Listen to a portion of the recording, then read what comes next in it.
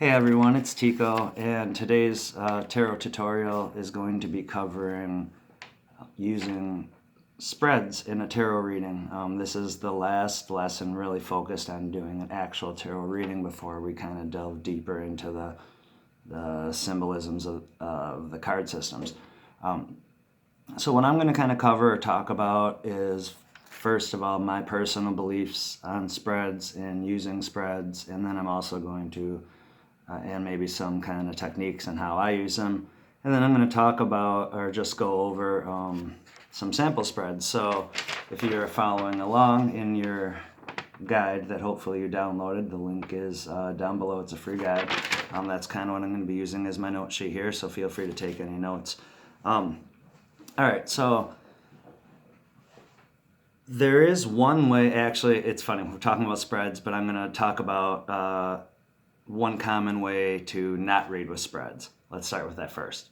Okay, regardless of, okay, maybe two common ways.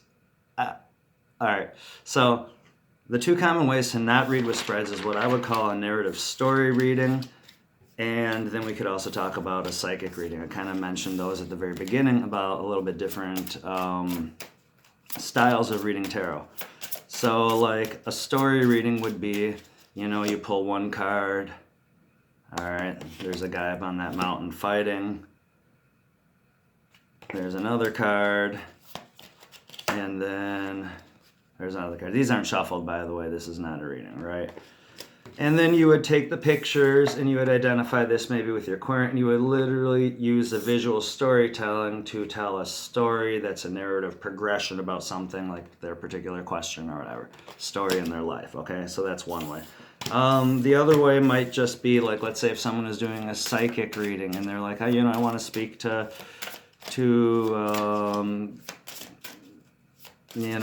dead Grandma Matilda, should I marry this man? Please answer me. And it's, this card right here, and they might hold it and they see some visions or something. Tune in with that and get some communication from like beyond the grave. Okay, let's say that. Those are not situations where you're going to want to use a tarot spread, right? Past that, I always read with a spread, even if I don't tell the person I'm reading for a querent the way I lay out the cards. Usually I don't label them verbally out loud. When I started, I would, because of the intent of our verbal language, saying this is you, this is your past, this is the future. Also, anyone who's gotten a tarot reading from me knows that I never really use the explanation of past and future, because I don't really believe that time is linear. I believe that humans kind of just create this story, and that helps them process time is a linear thing. So I kind of look at vibratory states and energies that are moving away or less in vibration with us now, and maybe energies or vibrations that we're moving into or more in vibration or in tune with our soul progression, or that middle of the reading, kind of what it's built on, right? So why I think spreads are really important and super useful, especially when you're just starting reading tarot, is it really helps us not only just trust our deck, but it taps us into this huge range of possibilities to access information that we don't normally have when reading cards. I would like to point you in the direction of an English biologist named Rupert Sheldrake, and his work on morphic fields. I could probably link a book down in the description. And his work really applied to evolutionary information for particular biological species. However, it kind of functioned around the common set of that there was information or thought form information that was held in kind of a non-local or quantum state, right? And so I think that my personal belief, and of course as we believe it, it makes it true, right? My personal belief is that let's say if I'm using the Celtic Cross spread, that I am now, as I focus on that, I'm tapping into literally every tarot reader's experience ever, from the most skilled to the not who have done this spread. The information is stored around the spread itself. And so as I tap into the morphic field of the Celtic Cross spread, I'm able to decipher more information, right? That's for all spreads. That's for a yes, no spread. There are many people that do that. That's for a past, present, future spread. et cetera, et cetera. Also, there's a ton of really cool spreads on the internet, on Instagram, on YouTube. People make them up. You can make them up for specific situations. You can do kind of choice spreads, like should I, or what happens if like this way, how would this energy might develop, or how would this energy might develop. Helps us reflect on decisions, things along those lines. So if you look at at the first part of the packet, I say a 1 to 2 card spread. This is really what I would say kind of a down and dirty way to be able to give a pretty full reading in a really small amount of information. This is really, really useful if you're going to be doing anything at like psychic fairs, or you really just want to practice reading for as many people as possible. When I was learning to read tarot, one of my goals one summer was to do, I called it my summer of 1,000 readings, and I did over 1,000 readings just that one summer alone because I needed so much experience, right? And that's kind of when I was first starting out. So don't be afraid, push yourself, and doing a 1 or 2 card spread is probably the best way to approach that, right? So really simply and interestingly, again, I'm not doing a spread for any one particular person or question or anything like that. Really, as an example, I could be using playing cards right now, right? So a 1 card spread would be a daily meditation, something I should look for in my day, something that's governing my day, or you could say, how is my mood affecting me, or how could I play this out, right? Let's say something. So I just have a simple question and I'm thinking about, being productive today, and I'm going to pull a card. And it's the Empress, right? And she's all about creativity and productivity. So what I might do is set this on my altar or set it out for the day, or some people carry them around in their pockets. Just something to think about, or maybe I'll Google it. Maybe I'll write an affirmation in a tarot journal, right? These are all just ways to do kind of a 1 card spread for personal use, or this could answer someone's question. This also helps to answer our yes or no questions, right? Where there aren't a ton of cards in the tarot deck that are clear no's, there are a few, but we can interpret the answer, into should I be creative or not. If it was the Hangman, there's not a lot of production there. That's a lot of stagnation or kind of holding back. So then maybe the answer would be, not today. Like, take it easy, right? Relax a little bit. Okay.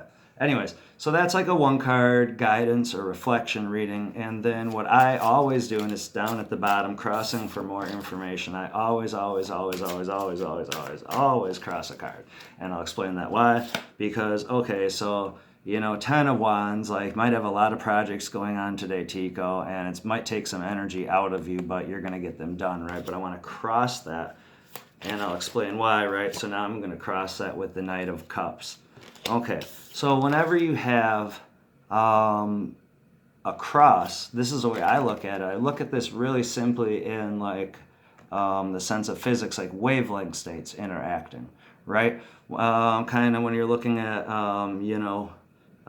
the troughs and crests of a wave, one mathematical equation, and the cross and troughs of a wave at another mathematical equation. Like sometimes when waves interact, they can amplify each other, or they can cancel each other out, or they could be in a discordance, right? I guess that would maybe be diminishing each other. So a lot of the next video is going to look at the elemental alchemy and looking at using the elements, because a lot of that information is kind of right there. So already what I could see right here, so just adding on to that first example, I said, well, it's crossed by the Knight of Cups, right? So already as a guidance, we would say this would mean, okay, so I'm going to do these things, I'm going to get all this done, but, follow your heart. Do the projects that are most inspiring to you first, right?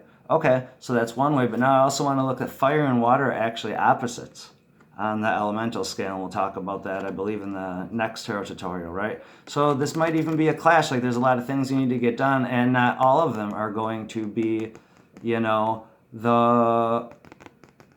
that kind of playful or emotionally inspiring things, like I have to take out the trash, right? Or I have to do my laundry, et cetera, and that might be part of that there too. So that's like a reflection guidance on how we could use a 2-card spread. Now, so for any situation when you do a spread, then in any position, when you want more information, you cross the card, see how these 2 cards meet, and then kind of talk it out with your client about different ways it's kind of meeting, use their kind of intuition to say, oh yeah, that's, I'm kind of feeling about that, et cetera, right?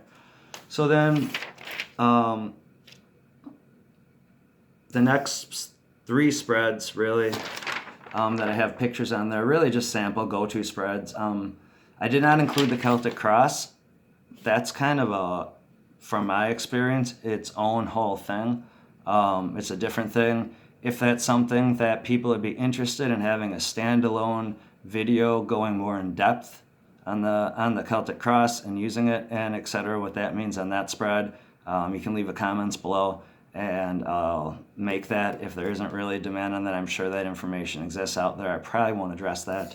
But so these are ones that I use really common. 3-card spread, it's really great. Like I said, we can look at energies, so I would put 1 card in the middle, right? That's the main focus, energies that are moving away and how they relate, energies that are moving forward and how they relate. We would cross that one in the middle. Now I have a pretty good idea what's going on just looking at those 2 middle cards, right? That kind of sums up the whole thing a little bit, right?